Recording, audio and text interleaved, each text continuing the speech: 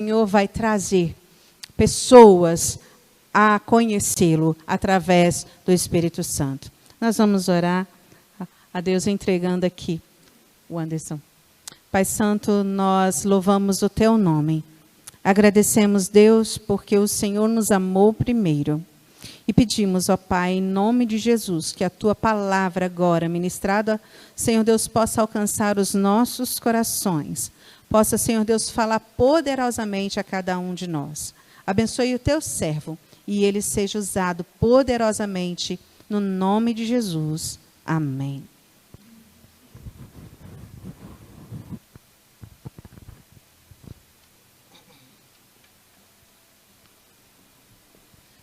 Boa noite, irmãos. Boa noite. Vamos abrir a palavra do Senhor em 1 João, capítulo 4. Nós vamos estar lendo a partir do versículo 9. Porque Ele nos amou. Nós vamos orar e depois vamos ler o texto. Oremos. Pai, nós te louvamos, glorificamos, ó Pai, e exaltamos, ó Pai, o Teu santo nome. Obrigado, Senhor, pelo Teu grande amor, ó Pai. Por isso, ó Deus, que estamos aqui, ó Pai. Porque o Senhor nos amou primeiro. Que hoje nós podemos compreender, ó Deus, a manifestação e o que consiste esse grande amor em nossos corações. Vê-nos da iluminação da Tua palavra. Nós te pedimos, ó Pai, que o Senhor não deixe sair daqui da mesma forma que entramos. Nós te pedimos em nome de Jesus. Amém. E assim diz a palavra do Senhor. Foi assim que Deus manifestou o seu amor entre nós. Enviou o seu Filho unigênito ao mundo para que pudéssemos viver por meio dele. Nisso consiste o amor de Deus. Não que tenhamos amado a Deus, mas Ele nos amou e enviou o seu Filho como propiciação pelos nossos pecados. Amados, se assim Deus nos amou, nós também devemos amar uns aos outros.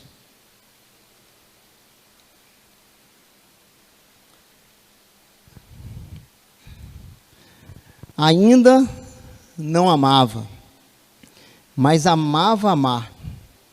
E tomado por uma carência mais profunda, teria detestado ser menos amado ou menos carente.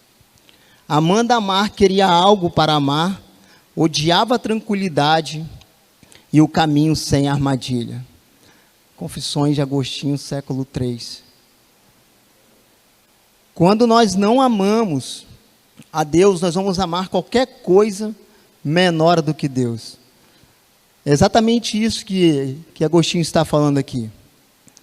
Ele ainda não tinha encontrado Deus no seu coração. Ele ainda não tinha tido encontro com o Senhor. E o coração dele se desaguava em várias paixões. Quando nós não amamos a Deus, nós vamos amar qualquer outra coisa menor do que Deus. E aí entra a idolatria. Porque nós fomos criados para amar.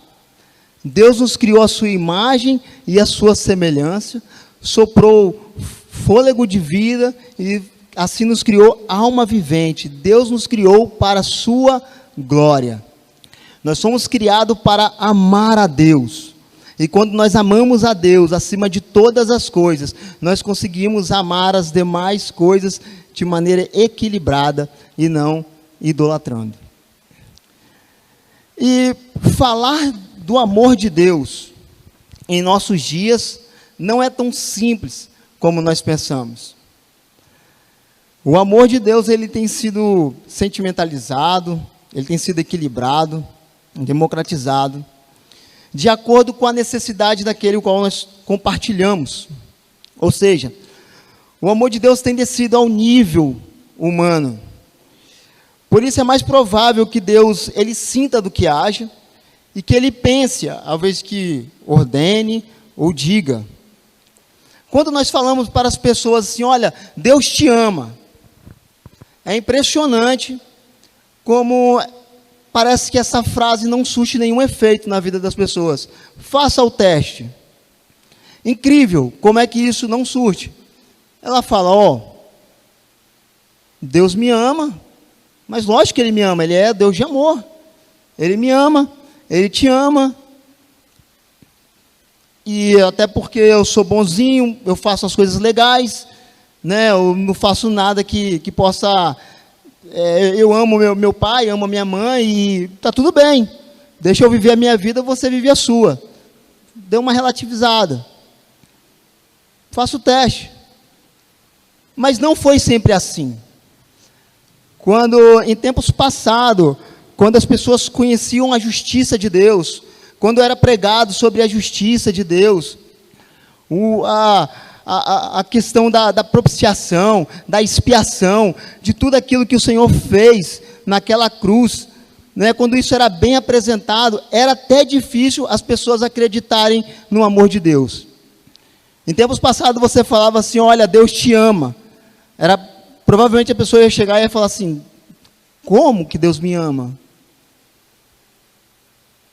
Eu sou tão pecador, eu sou tão inútil, eu faço tantas coisas erradas, como que Deus me ama? Então, quando era apresentado o amor de Deus, ela vinha realmente como uma boa nova, como uma boa notícia. Hoje, você fala para as pessoas assim, sabe, e ela, tudo bem, eu vou ali continuar dando meu trago na minha droga e está tudo bem, está tudo tranquilo, isso não impacta. Por isso que o meu propósito essa noite é falar dessa manifestação do amor de Deus. É falar em que consiste o amor de Deus. As boas novas do Evangelho não irão fazer sentido se as pessoas não souberem das más notícias. Não vai fazer sentido. Então as pessoas precisam de conhecer primeiro a justiça, a santidade de Deus. E aí, quando falarmos do seu amor, ela vem como uma verdadeira boa notícia. Sabendo que existe um Deus que se humilhou, cumpriu toda a justiça de Deus, para que hoje nós pudéssemos ser alcançados por sua maravilhosa graça. Então, Anderson, como é que se deu isso? Como é que se deu a manifestação do amor de Deus? Dá-se através de Jesus, porque Ele nos amou, Ele deu seu único Filho, para que nós pudéssemos ter vida por meio dEle. Olhe, observe aí o versículo 9. Foi assim que Deus manifestou o seu amor entre nós, enviando seu Filho unigênito ao mundo, para que pudéssemos viver por meio dEle. Para que pudéssemos viver. Por que viver? Porque antes nós estávamos mortos em nossos delitos e pecado. E só temos vida através de Jesus. Vá lá para Efésios, capítulo 2, de 1 a 5. Olha o que diz lá.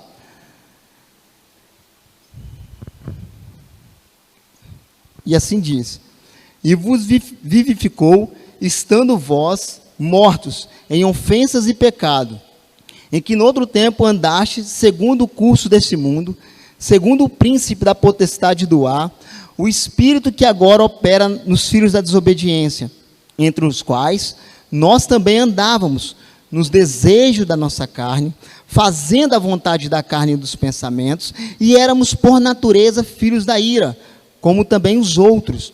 Mas Deus, que é riquíssimo em misericórdia, pelo seu muito amor que nos amou, estando nós ainda mortos em nossas ofensas, nos vivificou juntamente com Cristo, pela graça sois salvos. Agora olha só uma coisa, o morto não toma decisão, o morto não clama por salvação. A palavra do Senhor diz que nós estávamos o quê? Mortos em nossos delitos e pecados. Esse amor começou em Deus e não em nós. Quando que começou esse amor? Nós não temos uma data específica. Olha, começou nesse mês, né? Nós não temos uma data específica. Mas em algum ponto da eternidade começou esse amor. Vá lá para Efésios 1. Efésios.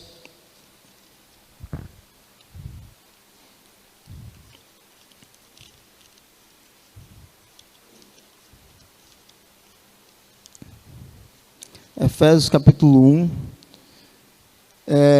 A partir do versículo 3 ao versículo 14. O que vai acontecer aqui? Aqui nós temos o seguinte. Do versículo 3 ao versículo 6, nós vamos ver aonde que esse amor começou. Do versículo 6 ao 12, nós vamos ver quem executou esse amor.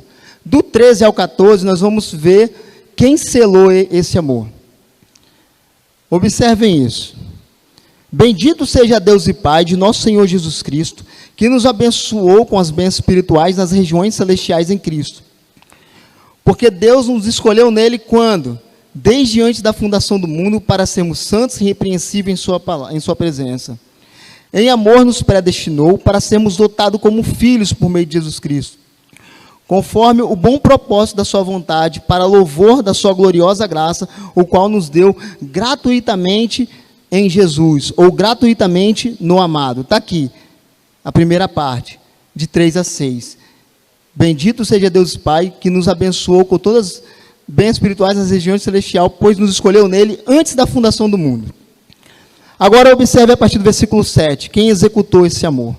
Nele nós temos a redenção, por meio do sangue, do perdão dos pecados, de acordo com a riqueza da sua graça, o qual ele derramou sobre nós, com toda a sabedoria e entendimento, e nos revelou o ministério da sua vontade, de acordo com o bom propósito daquele que estabeleceu em Cristo, isto é, de fazer convergir todas as coisas, celestiais ou terrenas, na dispensação da plenitude dos tempos.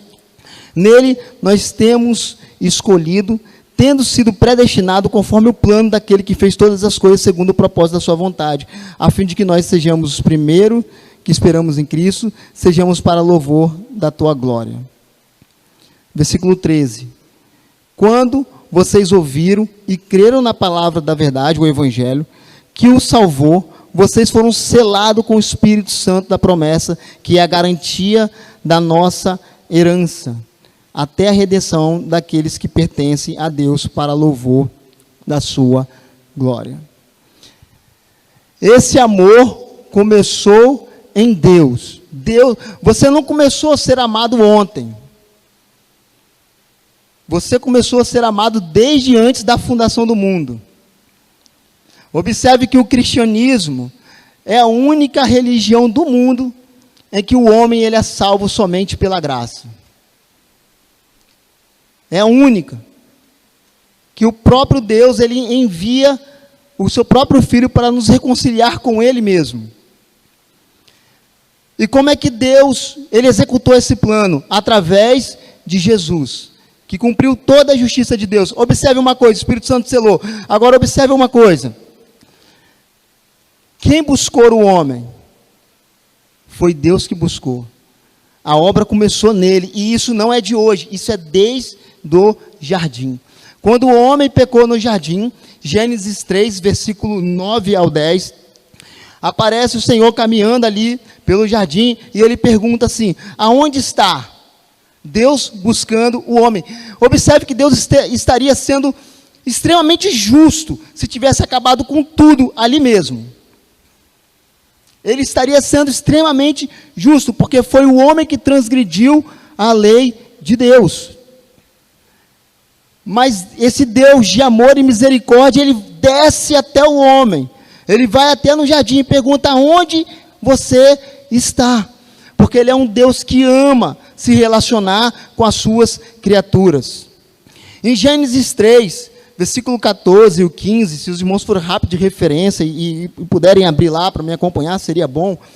Diz o seguinte, ali é anunciado o proto-evangelho, ou seja, ali é anunciado o evangelho. Lá em Gênesis já é anunciada a boa notícia. O evangelho não começou aqui. O evangelho começou lá na criação, lá depois da queda. E ali nós temos o proto-evangelho, o início do evangelho. Então, Gênesis 3, 14 e 15. Então o Senhor disse à serpente: porquanto fizesse isto, maldita serás mais de que todas as feras, e mais de que todos os animais do campo. Sobre o seu ventre andarás, pó comerás todos os dias da tua vida, e porém inimizade entre ti e a mulher, e entre a tua semente e a sua semente. Tu lhe ferirás a cabeça, essa te ferirá a cabeça, e tu lhe ferirás o calcanhar. Aqui está anunciado o evangelho. O Senhor falou: olha, um dia vai nascer um descendente da mulher que vai esmagar a cabeça da serpente. Veio Jesus, que esmagou a cabeça da serpente naquela cruz do Calvário. Tal, não sei, né, mas eu acho que toda vez que nascia um menino, o povo talvez, será que é esse o Messias? Será que é esse que vai esmagar a cabeça da serpente? E veio Jesus, que esmagou a cabeça da serpente, morreu, e ao terceiro dia ele ressuscitou, para que pudéssemos ter vida em Cristo Jesus. Então a primeira parte, nisso se manifestou o amor de Deus, começou nele. A glória é toda dele. Ele que começou essa obra, quando? Desde antes da fundação do mundo. Quem executou? Jesus. Quem selou? O Espírito Santo. Essa obra começou nele. Em que consiste esse amor? Versículo 10, de 1 João. Em que consiste esse amor? Nisto consiste o amor de Deus. Não que nós tenhamos amado a Deus, mas Ele nos amou e enviou seu Filho como propiciação de nossos pecados. Ele amou seu Filho, Ele amou o mundo, Ele nos amou e enviou seu Filho como propiciação pelos nossos pecados. Agora olha só isso. Deus é justo, Ele é um juiz, e Ele é perfeitamente bom. Deus é bom. Será que isso seria um problema? Mas eu preguei sobre isso para a juventude, e eu falei que um dos maiores problemas era que Deus era bom. Quando eu cheguei em casa, minha esposa quase arrancou minha orelha, falou: como assim? Por que isso é um problema? O que você falou? Eu falei: amor, não seria um problema se nós também fôssemos bons. Mas nós não somos bons. E se Ele é juiz, e se Ele é bom, nós estamos em maus lençóis. Porque nós não somos bons. Nós somos transgressores da lei de Deus. E esse é um grande problema. Esse é um grande problema. As pessoas falam, né?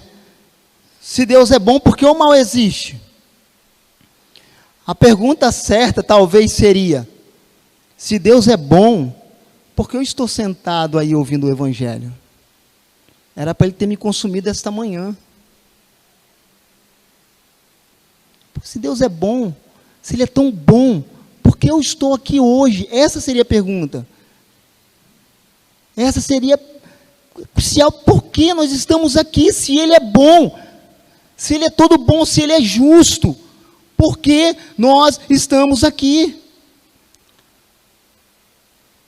Essa ainda é mais fácil de resolver, porque tem tem os outros problemas, né, que são de relação assim, afetiva, né, na questão da morte prematura de um filho. Essas coisas realmente são difíceis de entender, mas a Bíblia ela tem as partes lá de lamentações, que nós podemos nos dobrar diante do Senhor e clamar a Deus. Nós temos os salmos de Asaf, que dava Salmo 73, que talvez devia estar passando um momento ruim na sua vida, e ele viu a prosperidade do ímpio, e o seu coração, poxa Deus, eles prosperam, eu estou aqui, por que isso? Até que ele entrou no templo e viu a glória de Deus, né? E ele falou: Senhor, verdadeiramente o Senhor coloca eles em lugares escorregadios. Para essas questões afetivas, assim, sentimentais, podemos clamar a Deus, e Deus há de confortar os nossos corações. Mas na questão lógica, às vezes é desculpa para as pessoas, né? Poxa, eu vou servir esse Deus, cara. Se Deus existisse, não existia tanta maldade assim. Você acredita mesmo nessa bondade de Deus? Poderíamos fazer essa pergunta para eles, né? Você acredita mesmo? Eu não acredito, então isso não seria problema para você.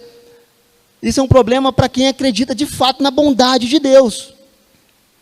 E se acreditamos de fato na bondade de Deus, se Ele realmente é bom, por que nós estamos aqui? Não é olhar para fora, é olhar para dentro. Nós somos transgressores da lei de Deus. Como é que a gente resolve isso?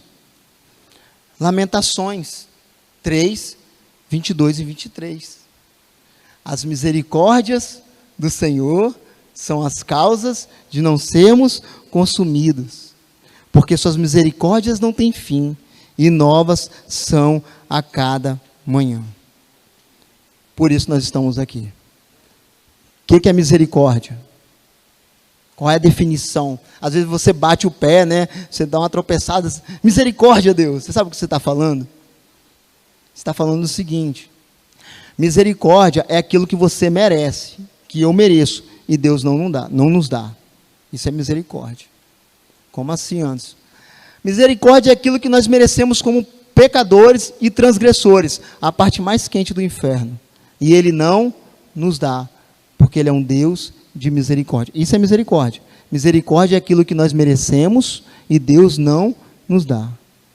E graça. Graça é aquilo que nós não merecemos e Deus nos dá, através de G, que é a vida eterna. Isso é graça. Nós estamos aqui por causa das tuas misericórdias. Anderson, eu não tenho culpa. Eu nasci em século 20. Eu nasci agora. O que eu tenho a ver com Adão? O que eu tenho a ver com Adão? Você tem tudo a ver com Adão. Adão caiu. A humanidade caiu. Você não é pecador e você não sofre as consequências, nós não sofremos, perdão, as consequências do pecado, porque Adão caiu. Não é essa a ideia. Adão no hebraico significa humano, ou seres humanos, ou humanidade. Quando Adão caiu, a humanidade caiu. Entende? Nós caímos junto com Adão. Adão caiu, a humanidade caiu. Nós caímos junto com Adão. E aí nós temos vida através de Cristo. Mas aí eu pergunto para vocês, algum de nós que estamos aqui essa noite, ou você que está aí em casa, viveu de maneira plena, amando a Deus de todo o coração, de toda a alma, de todo entendimento, guardando todos os mandamentos de Deus? Você viveu de maneira plena, assim, sabe?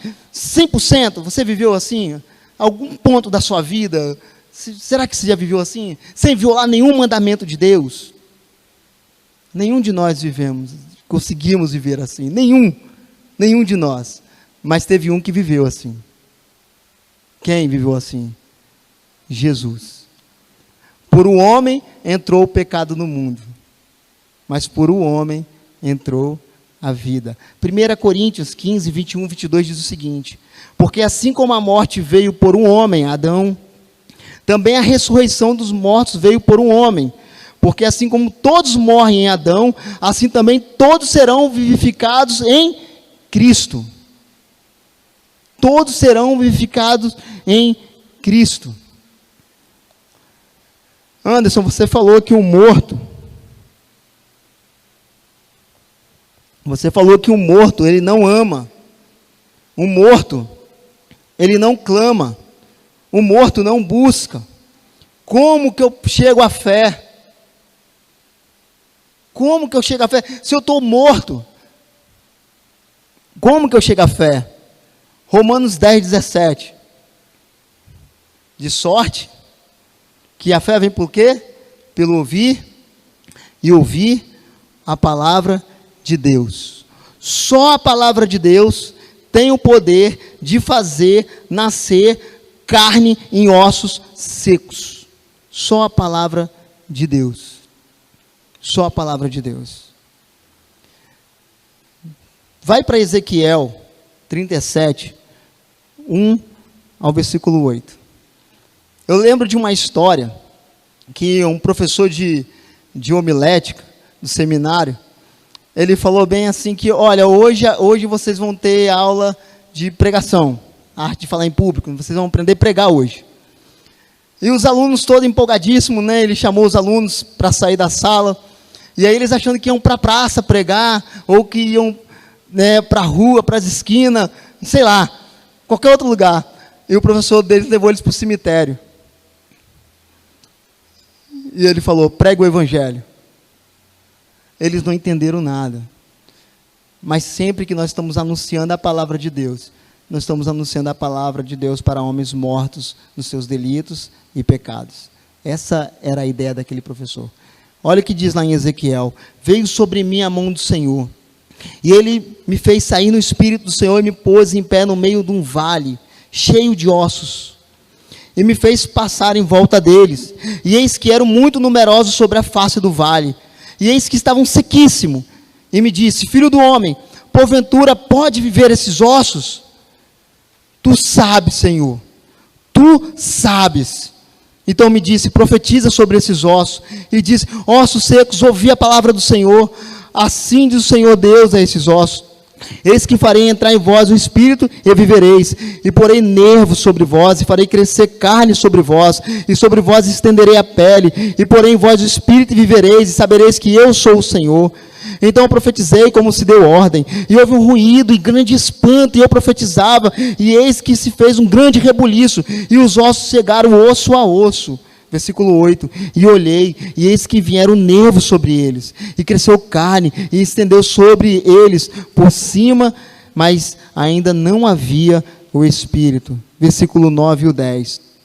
A seguir ele me disse, profetiza ao Espírito, profetiza, filho do homem, e diga, assim diz o soberano Senhor. Venha desses quatro ventos, ó Espírito, e sopre dentro desses mortos para que vivam. Profetizei conforme a ordem recebida, e o Espírito entrou neles, e eles receberam vida, e se puseram em pé, e era um exército enorme. A vida só vem através da clara exposição das Escrituras. Você pode contar a história mais triste da sua vida. Pessoas vão chorar, vão sair daqui abatida emocionalmente, mas não vão ter vida. A vida só vem através da pregação da palavra de Deus. Ponto. Só através da clara exposição das Escrituras. Se o seu testemunho ele não vier cheio da palavra do Senhor, de nada adianta. Uma vez, logo quando eu estava começando, me chamaram e falaram assim, Anderson, leva seu testemunho. Prega o seu testemunho numa igrejinha lá para o lado da serra. E eu comecei a entrar em conflito ali, orando a Deus. E aí, ao invés de pregar o meu testemunho, eu preguei o testemunho do profeta Isaías. E foi muito melhor do que o meu testemunho. Não quero diminuir, o testemunho é muito bom. Mas se ele não tiver recheado com a palavra de Deus, não há vida. A vida só vem através da clara exposição das Escrituras. Ele nos amou primeiro. Como? Enviando Jesus como propiciação pelos nossos pecados. No Antigo Testamento tinha a Arca da Aliança, tinha a tampa da arca, que era onde fazia a propiciação, né? E ali só o sumo sacerdote entrava uma vez por ano para fazer expiação, isso é, expiação é tirar pecado, para fazer expiação pelo seu pecado e pelo pecado do povo. Mas ele não entrava sem sangue ali. Ele entrava com o sangue de um cordeiro, sem mancha, sem defeito. E esse cordeiro é a tipologia do Senhor Jesus Cristo. E esses irmãos faziam tudo pela fé, porque quem está fazendo a escola dominical, estudo da carta aos Hebreus, sabe que sangue de bode, de cordeiros, não apagam pecados. Aquilo era somente uma tipologia. O que isso significa? Que a salvação sempre foi pela graça, por meio da fé, nunca por obras, nem no Antigo Testamento. Sempre foi pela graça, por meio da fé. O que é propiciação? Propiciação é um ato de nos tornar propício a Deus, ou aplacar a ira de Deus, aplacar a justiça de Deus, que estava para vir sobre mim e sobre você. Caiu sobre ele naquela cruz. Isaías 53:10 vai falar que o Senhor Deus agradou em moê-lo, por causa da sua justiça, por causa do meu e do seu pecado que caiu sobre Cristo Jesus. Ele viveu uma vida santa e justa, e cumpriu toda a justiça de Deus. Agora observe uma coisa, irmãos. Todo servo de Deus, que foi martirizado, durante toda a história da igreja, até hoje, eles nunca foram abandonados por Deus. Eles tinham conforto de Deus, até mesmo na hora da morte.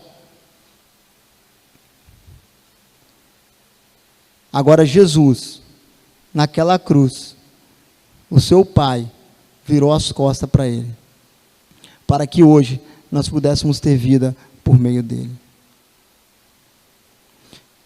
Mateus 27:46, e perto da hora nona exclamou Jesus em alta voz, dizendo: Eli, Eli, lama sabactani, isto é, Deus meu, por que me desamparaste? Porque o meu pecado e o seu pecado desta manhã, desse domingo, estava sobre ele naquela cruz. Anderson, eu não sou tão pecador assim. Eu nem faço tanta loucura assim que você está falando. Isso aí é para pessoas realmente que... Pessoas assim, até como você que está pregando aí, que já fez um monte de doideira lá atrás. Eu não sou tão assim. Ah, você não é tão pecador assim? Então imagine agora, se as pessoas que você mais ama, eu sempre gosto de usar essa ilustração, as pessoas que você mais ama, convive com você dentro de casa, ou seu esposo, seu filho, sua filha. Imagina se eles tivessem o poder de ler a sua mente. Só dos últimos 2 meses que você pensou a respeito dele. Talvez você nem sairia de casa de tanta vergonha, de tantas coisas absurdas que passaram na sua mente. E é por aí que Deus olha os nossos corações. É por aí que Deus mede. É lá dentro, são as transgressões. É por aí que Deus, Ele realmente, Ele condena. São aqueles pecados que estão lá dentro. Aquele pecado que você talvez não faria no meio das pessoas, mas quando você está sozinho, você falha ali. É justamente por aquele pecado que Jesus também morreu naquela cruz. E Jesus cumpriu toda a justiça de Deus. Quando ele foi para ser batizado, João se colocou, diante dele e falou: Senhor, eu careço ser batizado por ti, tu vem a mim? Jesus, porém, deixa-me agora, porque convém eu cumprir toda a justiça de Deus. Toda a justiça de Deus. Ele foi o único que cumpriu toda a justiça de Deus. E por que isso? Porque Ele nos amou desde antes da fundação do mundo. Ele morreu por pecadores, o justo pelos injustos, Romanos 5, 7 a 9, porque apenas alguém morrerá por um justo, pois poderá que ser pelo bom alguém ouse morrer, mas Deus prova seu amor em que em Cristo Jesus morreu por nós, sendo nós ainda pecadores, porque Ele nos amou primeiro.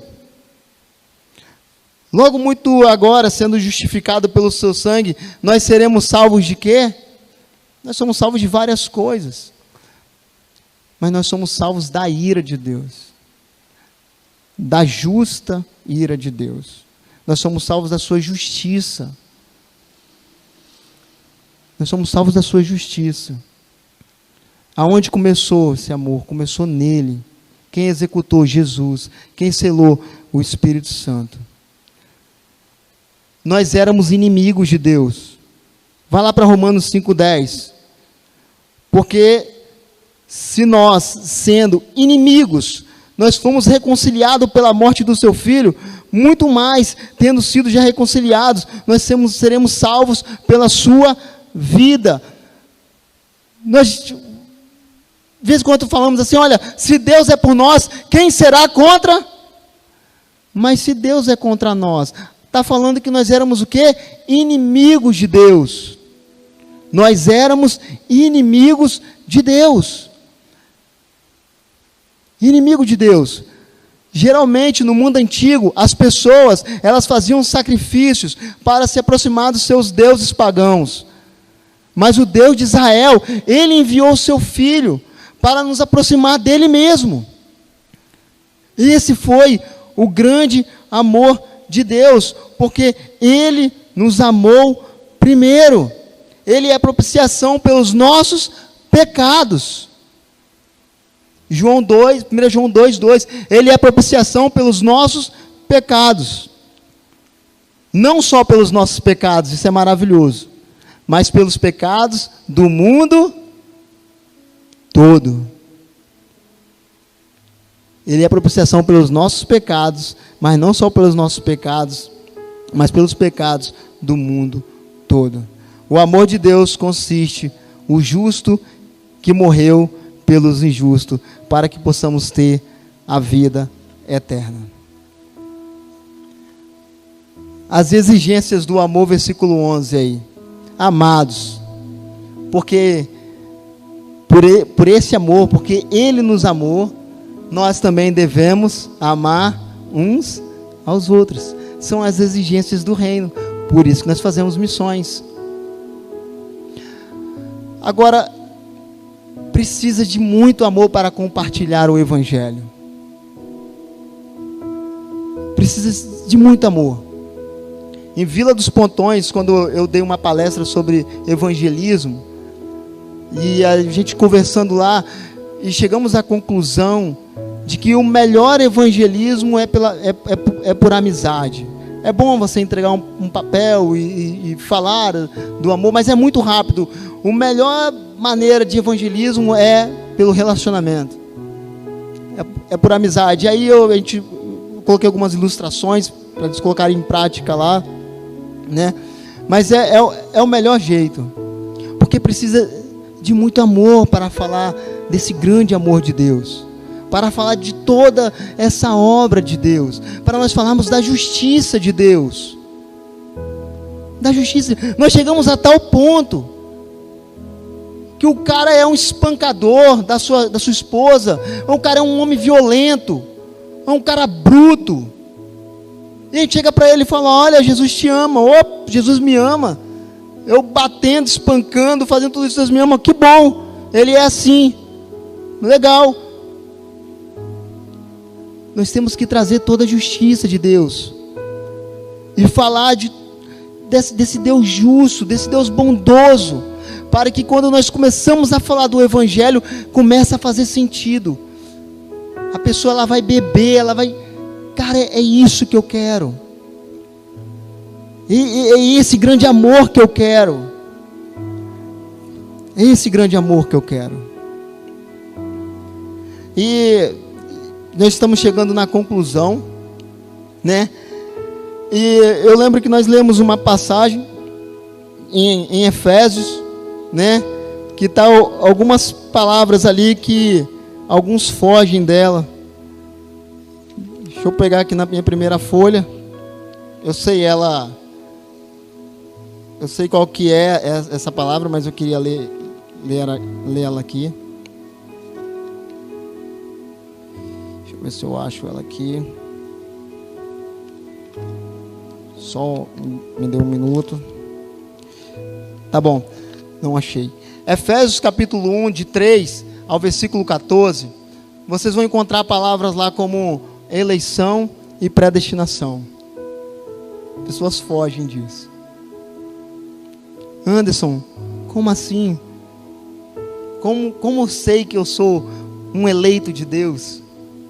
1 João, capítulo 1, versículo 15, vai responder. Olha lá, 1 João 1, versículo 15, vai responder se você é um eleito de Deus. Diz assim: qualquer que confessar Jesus é o Filho de Deus, Deus está nele e ele está em Deus. A dificuldade aí é que queremos limitar o amor de Deus. Nós somos chamados a pregar o Evangelho. E aqueles que creem, esses são os eleitos de Deus. Esses são os escolhidos do Senhor. Conta-se uma história de um homem que queria saber mais que o sábio, um rei sábio.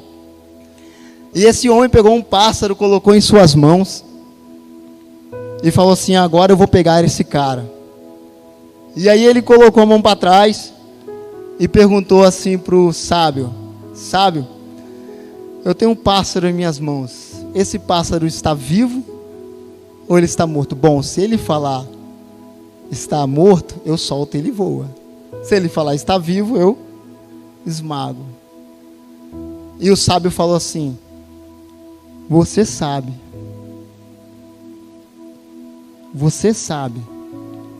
se você vai soltar ou se você vai esmagar esse pássaro.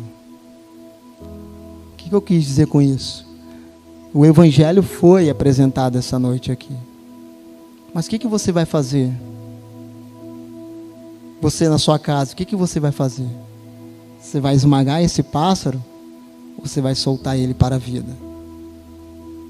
Deus já fez tudo por nós.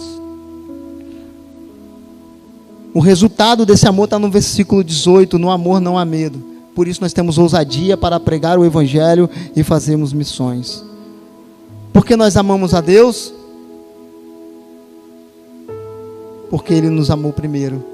E eu fecho com João 3, versículo 16 e 19.